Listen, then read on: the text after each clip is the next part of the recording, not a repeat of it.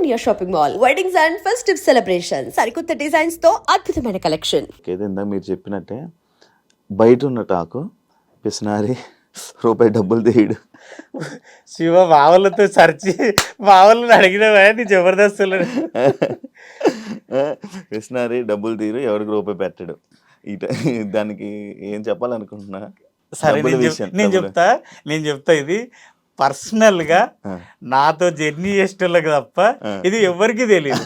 సరే నువ్వు అవునబ్బా యూట్యూబ్ లో ఇంటర్వ్యూలు చూసి ఇంటర్వ్యూలో ఇది ఎందుకు ఉంటది, ఎవరినైనా అడిగి ఉంటావు నాకు తెలిసి. అలా కనుక్కున్నా అంటే నేనేమంటా అంటే శివ, నేను హోటల్లో పనిచేసి ఎన్నో కష్టాలు పడ్డా. అసలు రిలేషన్లో అదే చుట్టాలల్లో కానీ ఫ్రెండ్స్లో కానీ అసలు తెలుసా, నా ఫ్రెండ్స్ ఎవడన్నా ఒక 250 ఇవ్వరా అంటే నువ్వేం చేస్తున్నావు అని అలా 250 నాకు రిటర్న్ ఎట్లా ఇస్తావు అనేటోళ్ళు. ఆ సిచ్యువేషన్ నుంచి ఎంతో కష్టపడి నేను ఈ స్థాయికి వచ్చినప్పుడు నా భార్య నన్ను నమ్మి 5 years నా మీద తన కష్టపడి అది చేసింది. ఈ టైంలో నేను వచ్చిన రూపాయిని జులైగా ఖర్చు పెట్టు, పబ్బు కోదునా, దాన్ని తీసుకొని పోదునా, దీన్ని తీసుకొని పోదునా, హాంకాంగ్ పోదునా, బ్యాంకాక్ పోదునా అంటే నా లైఫ్ ఏంటి, నా పిల్లల పరిస్థితి ఏంది, నా పిల్లల పరిస్థితి ఏంది? నేను అవకాశం అడుక్కునే స్థాయి నుంచి నేను అవకాశం ఇచ్చే స్థాయికి వచ్చిన.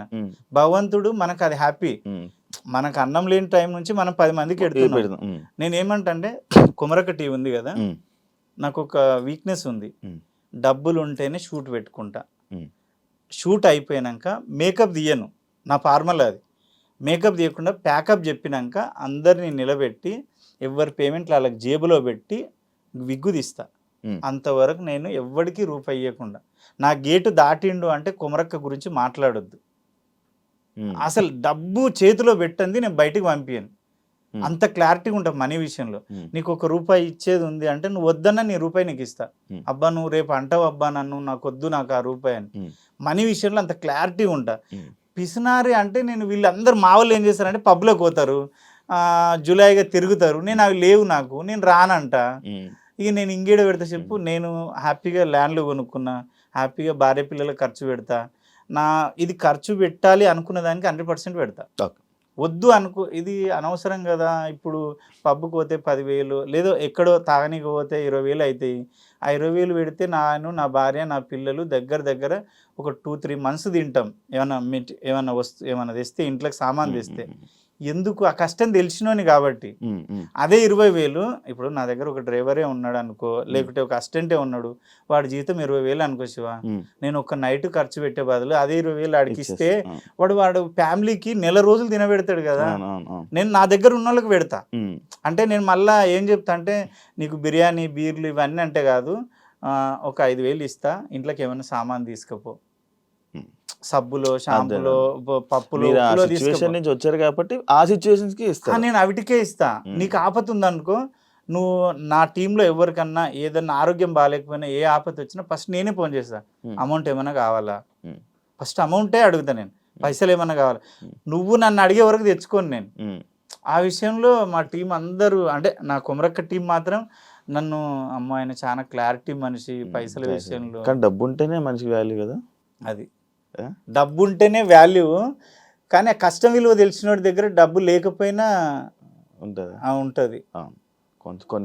ఇప్పుడు అంటే మా వాళ్ళు జబర్దస్త్ కాడ కూడా ప్రతి ఒక్కరు ఏం చేస్తారంటే, అరే కుమరం నువ్వు భలే సెటిల్ అయినావు అంటే, అన్న వాళ్ళకి చెప్పింది ఏంటంటే నేను ప్రతి ఒక్కరికి అదే చెప్తా. అన్న మీ దగ్గర వాళ్ళు అడగకపోయినా ఉచిత సలహాలు ఇస్తుంటా.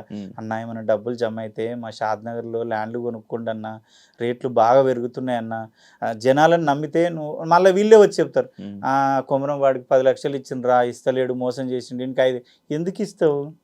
నీ తీట ఎక్కువ ఇస్తావు. మంచిగా ఎన్నో ఇంత భూమి కొనుక్కుంటే దాన్ని ఎత్తుకపోయేటోళ్ళు లేడు, పట్టుకపోయేటోళ్ళు లేడు.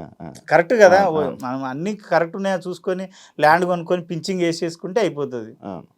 ఇక అంతకన్నా మించింది ఏముంటుంది చెప్పు. మీకు జబర్దస్త్లో ఒక సైడ్లోనే ఒక మంచి నేమ్ వచ్చిందంటే ఆర్పి టీం వల్ల. అవును, ఆర్పి గారి గురించి మంచిగా మాట్లాడిన రోజులు కూడా ఉన్నాయి. అవును, కుమరక్క నేను దేవుడు అని చెప్పిన రోజులు కూడా ఉన్నాయి, ఇంటర్వ్యూలు ఉన్నాయి. ఇప్పుడు ఆర్పి మీద మీ ఒపీనియన్ ఏంటి? నేను ఒకటి చెప్పనా, ఆయన పర్సనల్ లైఫ్ నాకు సంబంధం లేదు. అప్పుడైనా ఎప్పుడైనా నేను ఇప్పటికీ నేనేం చెప్తా అంటే, ఆర్పి కొట్టిండా, తిట్టిండా, బూతులు అన్నాడా, ఏం చేసిండా పక్కన పెడితే, ఆర్పి పెట్టినంత మంచిగా ఫుడ్ ఎవడు ఏ టీం లీడర్ పెట్టాడు.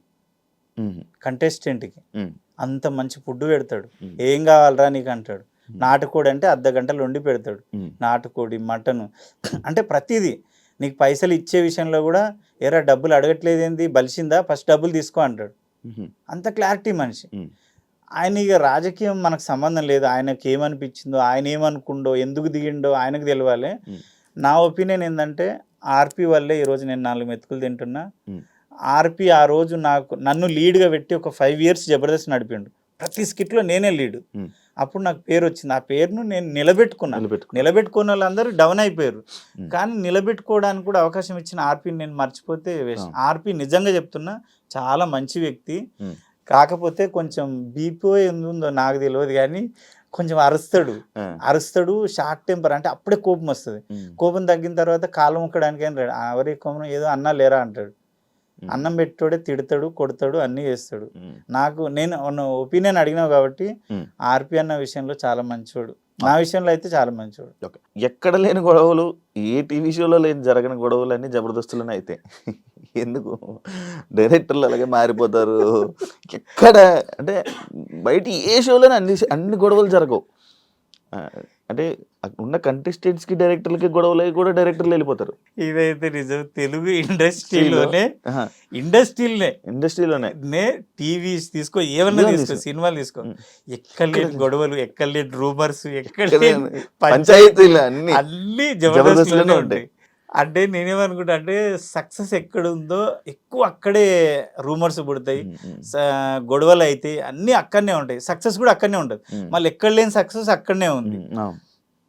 ఏమో వాళ్ళ ఏమో. నాకైతే నా ఒపీనియన్ ఏంటంటే నేను 10 years ఏమో అవుతుంది ఇప్పటికి జబర్దస్త్ చేయబట్టి. 10 or 11 years అవుతుంది. ఇప్పటి వరకు నాకు ఎవరితో గొడవలు లేవు. నేను ఫస్ట్ ఆఫ్ ఆల్ ఏంటంటే ఎవరిని పట్టించుకోను.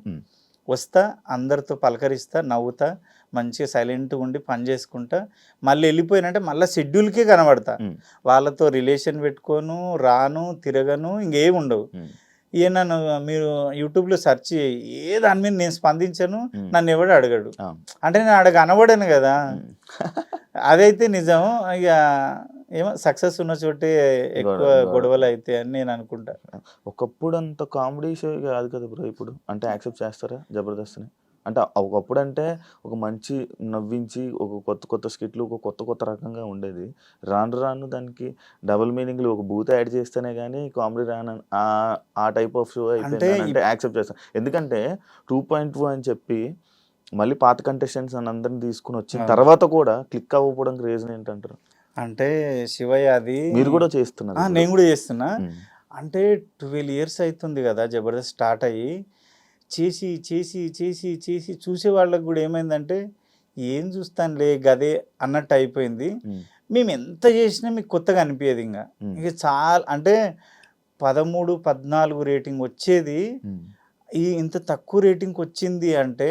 ఇంకోటి ఏంటంటే అప్పుడు ఇన్స్టా లేదు, ఫేస్బుక్ లేదు, టిక్ టాక్ లేవు.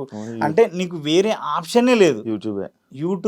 యూట్యూబ్లో జబర్దస్తే, మళ్ళీ వేరే ఆప్షన్ లేదు.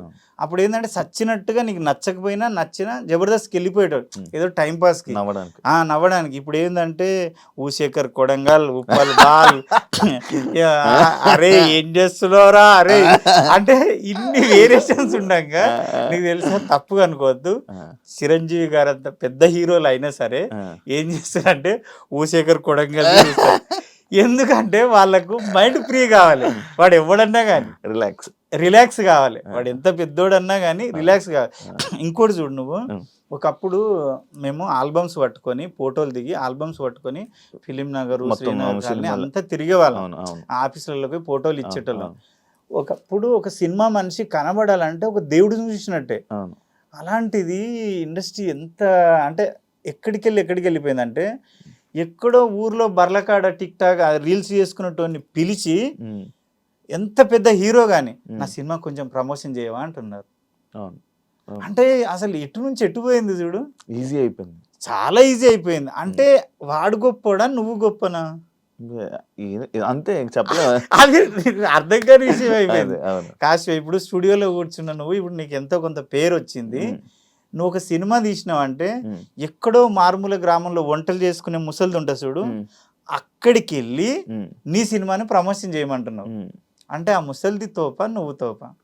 ఎగ్జాంపుల్ మై విలేజ్ లో సేమ్ అదే అంటున్నా. ఏదైనా కానీ మై విలేజ్ షోనే కానీ చాలా మంది ఒక అంకుల్ చేస్తుంటాడు అవును, వంటలు, వంటలు. ఆయన కానీ అంతెందుకు ఉప్పల్ బాల్ వీళ్ళందరితో చేపిస్తారు కదా. నాకు అనిపిస్తుంది అయ్యో ఒకప్పటి మా కష్టాలు ఏంది, ఒక క్లోజ్ పడితే చాలు, ఒక సీరియల్లో జస్ట్ బ్యాక్గ్రౌండ్ నేను ఉంటే ఉండేవాడిని. చాలు. నేను ఆ స్టేజ్ నాకు ఇప్పుడు నేను పుట్టింది అంత చిన్న వయసు. నాది కూడా ఒక ఏదైనా సినిమాకి పంపాలని ఫోటో తీసుకొని ఆ ఫోటో ప్రింట్ తీసుకొని ఉంచేవాళ్ళం. అది నేను అది అలాగే ఉంచా. ఆ, ఆ, ఆ. కానీ ఇప్పుడు చాలా ఈజీ అయిపోయింది. చాలా ఈజీ అయిపోయింది. ఇంకోటి ఏంటంటే ఒకటైతే చెప్పొచ్చు, ఉమ్.